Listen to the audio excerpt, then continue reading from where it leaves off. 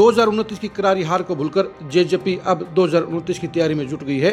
JJP को मजबूत करने के लिए सबसे ज़्यादा मेहनत कोई कर रहा है, सबसे ज़्यादा कोई प्रयास कर रहा है तो वो दिग्विजय चौटाला हैं। दिग्विजय चौटाला ने जेजेपी को मजबूत करने के लिए ही युवा इकाई की कमान संभाली है। वो युवा इकाई के प्रदेश बन गए हैं। दिग्विजय चौटाला ने पहले पूरे प्रदेश के 600 से ज़्यादा बड़े गांव का दौरा करने का काम किया और उसके बाद अब वो युवा युद्ध सम्मेलन चला रहे हैं। 13 मार्च को इसका समापन अजय सिंह चौटाला के जन्मदिन पर होगा, जहां विशाल युवा योद्धा सम्मेलन का आयोजन किया जाएगा। अपने काम को अंजाम तक पहुंचाने के लिए दिग्विजय चौटाला ने युवा जेजेपी में लगभग 300 युवाओं को जिम्मेदारी देने का काम किया है। उन्होंने असरदार और मेहनत करने वाले युवाओं को अपनी टीम में शामिल किया गया है।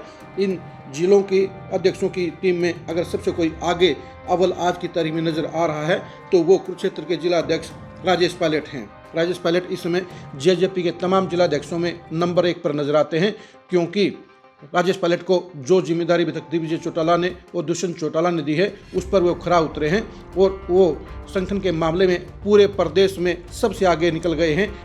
हल्का अध्यक्षों की नियुक्ति के बाद अब राजेश पायलट ने अपने जिले की 11 नेताओं की कार्यकारिणी का ऐलान कर दिया है। इसमें असरदार युवा नेताओं को जिले में जिम्मेदारी दी गई है। सीनियर वाइस प्रेसिडेंट के पद के ऊपर यशपाल कुश को तैनात किया गया है। वाइस प्रेसिडेंट के पद पर लव अहलावत, साहिल खान और मनदीप डाढ्यान को नियुक्ति दी गई है। जनरल सेक्रेटरी का एक पद रहेगा, इसमें अंकुश शर्मा को ये पद दिया गया है। सेक्रेटरी के पद के ऊपर 3 नेताओं को नियुक्ति दी गई है। इनके नाम है सुनील कुमार, हर्षित शर्मा और समीर रंगा। इसके साथ साथ कार्यकारिणी के अंदर 3 मेंबर भी बनाए गए हैं। इनके नाम है मनवीर सिंह, नीरज और माधव वर्मा। पार्टी ने युवा इकाई के लिए प्रवक्ता की भी घोषणा की है, जिसके ऊपर राम मित्तल को ये नियुक्ति दी गई है। इसी हिसाब से देखा जाए तो जेजेपी की युवा इकाई बेहतरीन काम कर रही है और वो बीजेपी के बराबर की गतिविधि चला रही है और इसके साथ साथ कांग्रेस की युवा इकाई को भी वो कड़ी टक्कर देने का काम कर रही है। दिग्विजय चौटाला ने 2029 के लिए जो रोड मैप बनाया है उसके ऊपर सबसे ज़्यादा एक्टिव तौर पर किसने काम किया है तो राजेश पायलट है। राजेश पायलट ने कल अपनी कार्यकारिणी के सभी इन मेंबरों को बुलाकर उन्हें नियुक्ति देने का काम किया और इस अवसर पर उनके साथ में आपको ये तमाम युवा नजर आएंगे। इसके साथ साथ पार्टी के जिला युवा इकाई के बाकी पदाधिकारी भी आपको नजर आ रहे होंगे और इनकी बॉडी लैंग्वेज और चेहरे भी आपको बता रहे होंगे कि कुरुक्षेत्र जिले के अंदर जेजेपी की युवा इकाई पूरी ताकत के साथ उभर रही है और राजेश पायलट की अगुवाई में जेजेपी युवा इकाई के माध्यम से कुरुक्षेत्र में लगातार एक्टिव होकर काम कर रही है और इसी भरोसे के आधार पर ही दिग्विजय चौटाला ने 31 जनवरी को कुरुक्षेत्र में ही युवा इकाई की राज्य कार्यकारिणी की बैठक बुलाई गई है।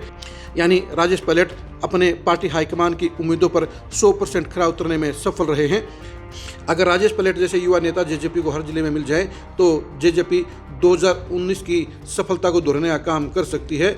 यानी जेजेपी के लिए राजेश पायलट एक रोल मॉडल के तौर पर साफ तौर पर उभर कर सामने आए हैं और उनको जो जिम्मेदारी, जो जिम्मा दिग्विजय चौटाला ने देने का काम किया है उन्होंने 100% निभाकर अपने आप को साबित किया है और ये दिखा दिया है कि वो पार्टी हाईकमान पर आगे भी इसी तरह से खरा उतरने का काम करेंगे। आप जेजेपी के भविष्य के बारे में क्या सोचते हैं कमेंट करके जरूर बताइए।